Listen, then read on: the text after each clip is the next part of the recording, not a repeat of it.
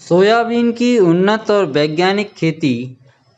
Soybean की कौन कौन सी उत्तम किस्में हैं, साथ ही साथ सोयाबीन में क्या क्या खाद डाला जाता है और कितनी मात्रा में डाला जाता है, और सोयाबीन का हम कीट नियंत्रण कैसे कर सकते हैं और खरपतवार नियंत्रण के लिए क्या क्या उपाय अपना सकते हैं। दोस्तों, मैं लतीफ़ कुरैशी, आप देख रहे हैं मेरा यूट्यूब चैनल लतीफ़ कुरैशी बेस्ट गार्डनिंग। आज हम आपको सोयाबीन की जैविक खेती या वैज्ञानिक खेती आप कैसे कर सकते हैं उसके बारे में बताने जा रहे हैं।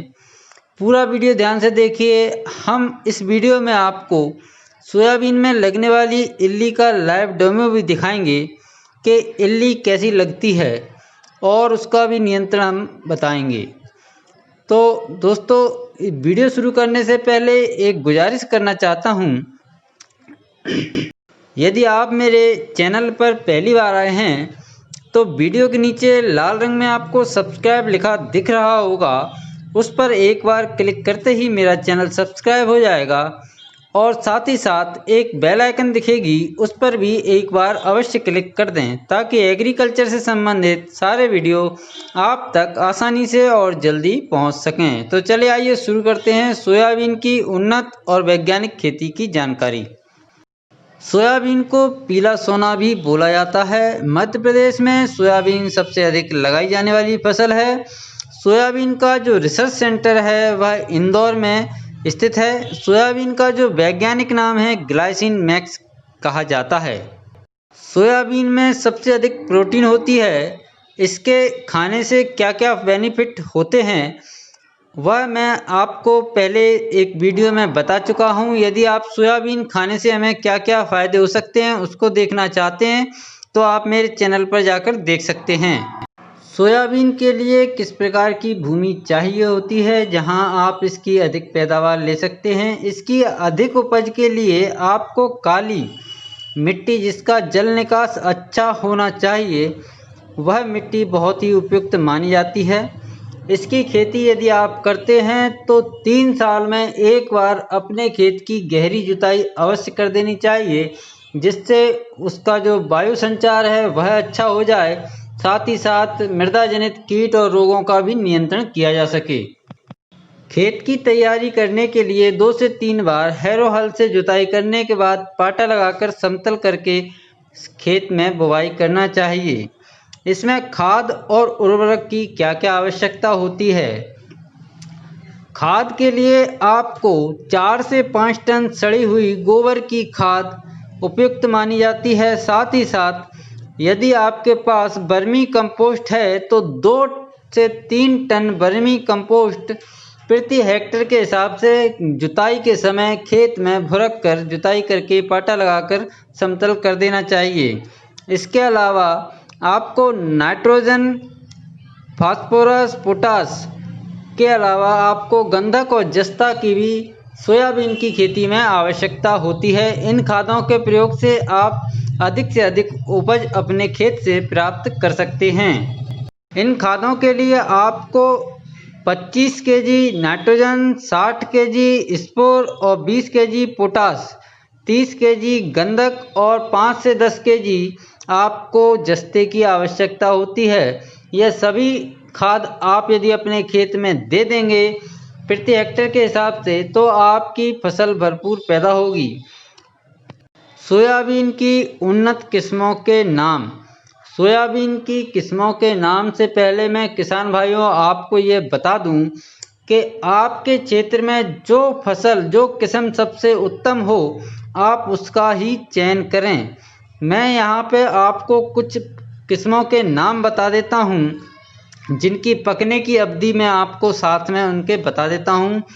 JS 9305 यह 90 से 95 दिन में पककर तैयार हो जाती है और इसकी उपज 20 से 25 कुंटल प्रति हेक्टेयर तक आ जाती है। JS 2034 यह 85 से 88 दिन की फसल है और इसकी उपज 22 से 26 कुंटल तक इसकी उपज पाई गई है। इसके अलावा JS 9360 यह भी 82 से 88 दिन की फसल है और इसकी उपज 19 से 21 कुंटल प्रति हेक्टेयर उपज इसकी आ जाती है। इसके अलावा RBS 214 यह भी 90 से 95 दिन की फसल है और इसकी उपज 22 से 25 कुंटल तक पाई गई है। बुवाई का समय। सोयाबीन की बुवाई का समय खरीफ मौसम की यह मुख्य फसल के रूप में मानी जाती है मध्य प्रदेश में। इसकी बुवाई का समय मानसून आने से पहले आप इसकी बुवाई कर दें। इसकी बुवाई का उपयुक्त समय जून का लास्ट पखवाड़ा और जुलाई का प्रथम पखवाड़ा बुवाई के लिए बेस्ट माना जाता है। इस समय अपने सोयाबीन की आप बुवाई कर दें। बीज की मात्रा।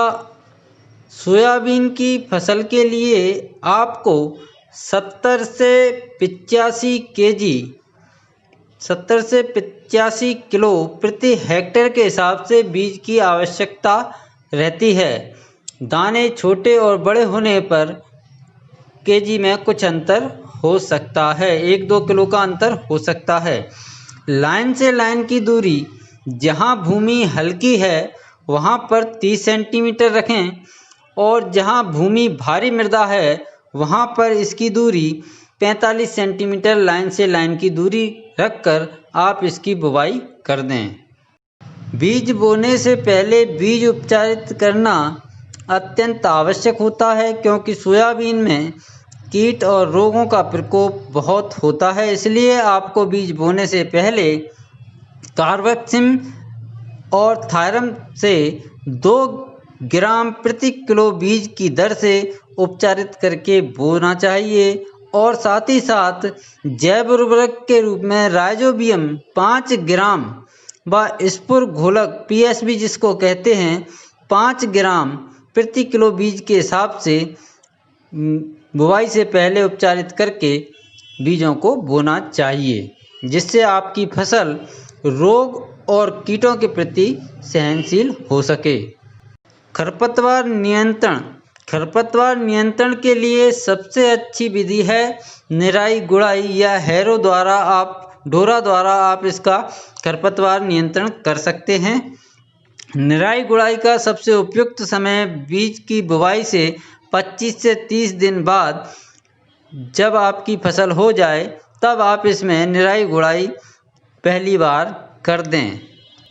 खरपतवार यदि खेत में अधिक होंगे तो आपकी उपज पर भी इसका प्रभाव पड़ेगा। खरपतवार नियंत्रण के लिए आप इमिजाथाइपर 100 ग्राम प्रति हेक्टेयर के हिसाब से भी छिड़काव कर सकते हैं, जिससे आपके खरपतवार नियंत्रण किया जा सकता है। सोयाबीन में सिंचाई की आवश्यकता। दोस्तों किसान भाइयों, खरीफ मौसम में सोयाबीन की फसल लगाई जाती है। जब बरसात होती है तो इस फसल को सिंचाई की आवश्यकता नहीं होती है। फिर भी यदि फलियों में दाना बनते समय खेत में नमी की कमी हो तो आप एक बार हल्की सिंचाई अवश्य कर देना चाहिए। सोयाबीन में लगने वाले कीट और रोग की रोकथाम। सोयाबीन में सबसे अधिक नुकसान ब्लू बीटल जिसको नीला भृंग कहते हैं, यह पत्तियों को खाने वाली इल्ली होती हैं तथा तने को भी नुकसान पहुंचाती हैं। इसके अलावा तने की मक्खी जिसको चक्रभृंग या गर्डल बीटल कहा जाता है, यह कीट सोयाबीन में सबसे अधिक नुकसान पहुंचाती है। यदि यह फसल पर आक्रमण कर दे तो फसल का उत्पादन 10 से लेके 50% तक आपकी फसल का उत्पादन कम हो सकता है। इसके नियंत्रण के लिए क्या दवाई डालनी चाहिए वह मैं आपको बता देता हूँ। यदि आप जैविक तरीके से इसका नियंत्रण करना चाहते हैं तो आप मेरे द्वारा बताई हुई बहुत सी तरह की विधियां हैं जिसको आप घर पर ही तैयार कर सकते हैं और अपनी फसल की बुवाई से 20 दिन बाद उसका छिड़काव चालू करना पड़ेगा, तब आप इन कीटों का रोकथाम अपनी फसल पर कर सकते हैं। यदि आप वह बनाना चाहते हैं तो आप मेरे चैनल पर देख सकते हैं या मेरे डिस्क्रिप्शन पर जाकर मैं उसकी लिंक दे दूंगा आपको, तो आप देख सकते हैं। ये देखिए आपको लाइव मैं आपको दिखा रहा हूँ। ये इल्ली हमारी सोयाबीन की फसल को नुकसान पहुँचा रही है और इसका नियंत्रण करना बेहद ही आवश्यक है। यदि आप इसका नियंत्रण नहीं करेंगे तो यह बहुत नुकसान पहुँचा सकती है। रासायनिक दवा में क्विनोल फॉस 1.5% या मिथाइल पैराथियान 25 किलोग्राम प्रति हेक्टेयर की दर से अपने खेत पर भुरकना चाहिए या छिड़कना चाहिए। इसका प्रथम छिड़काव 25 से 30 दिन बाद, उसके बाद दूसरा छिड़काव 40 से 50 दिन बाद आपको अवश्य करना चाहिए। इसके अलावा आपको कीट प्रतिरोधी किस्में जैसे JS 335, JS 80, 81, 21, JS 90, 41 आदि किस्मों को लगाएं। निदाई गुड़ाई समय पर प्रभावित टहनियों को तोड़कर नष्ट कर दें। इस प्रकार भी आप इसका नियंत्रण कर सकते हैं। सोयाबीन में जो रोग लगते हैं उसके लिए भी आपको मेरे चैनल पे जो मैं कीटनाशक सिखाता हूँ बना के, वह भी आप छिड़क सकते हैं। इसके अलावा जो दवाई हैं वह भी मैं आपको बता देता हूँ। यदि आपको पत्तों पर धब्बे दिखाई दें, जो फफूंद जनित रोगों से नियंत्रण करने के लिए जो दवाइयाँ आती हैं, तो आपको उसका छिड़काव करना है। जैसे कार्बेंडाजिम 50 WP या थायोफेनेट मिथाइल 70 WP 0.05 से 0.1% से 1 ग्राम दवा प्रति लीटर पानी के हिसाब से अपने खेत पर छिड़काव कर देना चाहिए। इसका पहला छिड़काव आपको 25 से 30 दिन के अंतर कर देना चाहिए और दूसरा छिड़काव आपको 45 से 50 दिन के अंतर पर कर देना चाहिए। सोयाबीन में पीला मोज़ेक रोग काफ़ी नुकसान पहुंचाता है, जो वायरस द्वारा होता है और जिस वायरस के वाहक होते हैं सफ़ेद मक्खी और थ्रिप्स। इसकी रोकथाम के लिए हमको डाइमेथॉक्स TCC नामक जो कीटनाशक बाज़ार में उपलब्ध है उसका छिड़काव हमको कर देना चाहिए। 1 लीटर की मात्रा आपको 500 लीटर पानी में मिलाकर आप अपनी 1 हेक्टेयर की खेती पर छिड़क सकते हैं। इसके अलावा आप इमिडाक्लोरपिड का भी इसके लिए आप छिड़काव कर सकते हैं। नीम की निवोली का अर्क यदि आपको उपलब्ध है तो उसका छिड़काव करके भी आप बहुत से रोगों का नियंत्रण कर सकते हैं, साथ ही साथ कीटों का भी नियंत्रण कर सकते हैं। सोयाबीन की फसल की कटाई कब करनी चाहिए? जब पत्तियां सूख कर झड़ जाएं और जब फलियां 10% सूख कर भूरी हो जाएं और तब आप इस फसल की कटाई कर लेना चाहिए।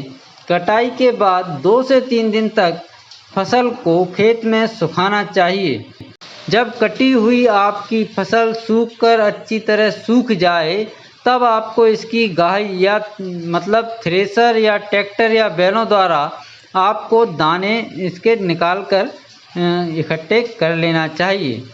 अब मैं आपको इसकी उपज बता देता हूँ। इसकी उपज 1 हेक्टेयर में 22 से 25 कुंटल प्रति हेक्टेयर उपज आप प्राप्त कर सकते हैं। सोयाबीन की उन्नत और वैज्ञानिक खेती जो मैंने आपको बताई है, यदि आप इसकी पूरी प्रक्रिया करेंगे तो आपको भी इतनी ही उपज अपने खेत से प्राप्त हो सकती है।